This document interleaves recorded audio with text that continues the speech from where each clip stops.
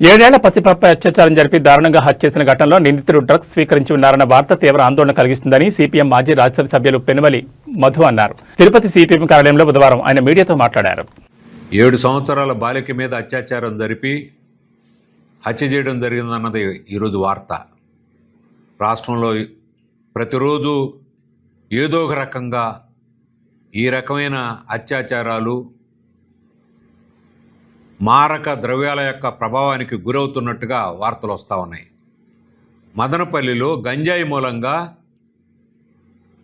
ఒక యువకుడు గంజాయి ప్రభావంతో ఈ రకమైన చర్యలకు పూనుకున్నట్టుగా పత్రికలు రాశాయి. గంజాయి ఏ స్థాయిలో మన రాష్ట్రంలో బాలబాలికల యొక్క భవిష్యత్తుకి ప్రమాదకరంగా పరిణమించిందో దీన్ని బట్టి తేటతెల్లం అవుతూ ఉంది.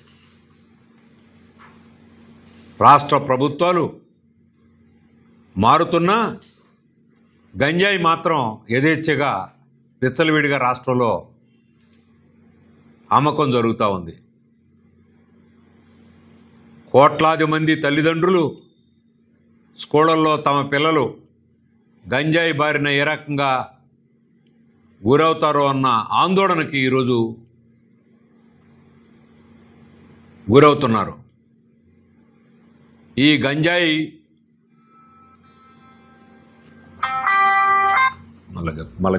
హలో గంజాయి ప్రభావంతో 7 ఏళ్ల బాలిక మీద అత్యాచారం జరిగినట్టు, ఆ బాలికని హత్య చేసినట్లు ఈరోజు మదనపల్లి నుంచి వార్త పత్రికలన్నీ కూడా ఫ్లాష్ చేశాయి. మన రాష్ట్రం ఈ గంజాయి మహమ్మారికి గురవుతున్నట్టు, పార్టీలు మారినా రాష్ట్ర ప్రభుత్వాలు మారినా గంజాయి అమ్మకం మాత్రం అదుపు లేదు అని చెప్పి వార్తలు వస్తూ ఉన్నాయి. గంజాయి అదుపు చేసేదానికి రాష్ట్రంలో justice Punnaiah commission SC ST atrocities నివారించడం కోసం ఏ రకంగా అయితే ఒక కమిషన్ ఏర్పాటు చేయబడ్డదో, రిటైర్డ్ జడ్జి చేత ఒక కమిషన్ ఏర్పాటు చేయాలి. ఆ కమిషన్ రాష్ట్ర వ్యాప్తంగా పర్యటన చేయాలి. తల్లిదండ్రులు, స్కూళ్ళ యాజమాన్యాలు, విద్యావంతులు, మేధావులు వాళ్ళందరి యొక్క అభిప్రాయాలు తీసుకోవాలి. నివారణకి చర్యలు వెంటనే చేపట్టాలని చెప్పేసి మేము డిమాండ్ చేస్తున్నాం.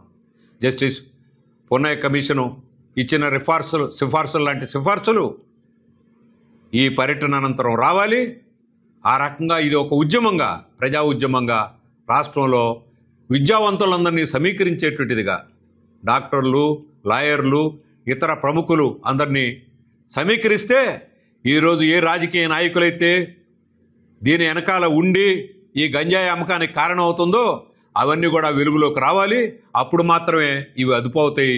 దీనికేదో తాత్కాలిక చర్యలు, క్యాబినెట్ నిర్ణయాలు, మంత్రుల యొక్క ప్రకటనలు వీటితో ఇది అయ్యేది కాదు.